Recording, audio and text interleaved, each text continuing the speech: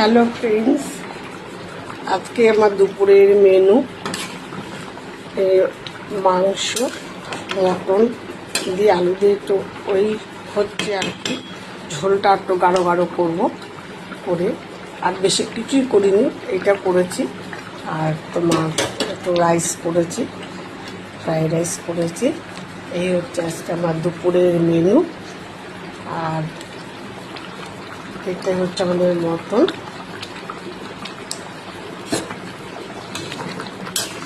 এই রান্না হচ্ছে, মটন হয়ে এসছে, একটু পরে নামাবো।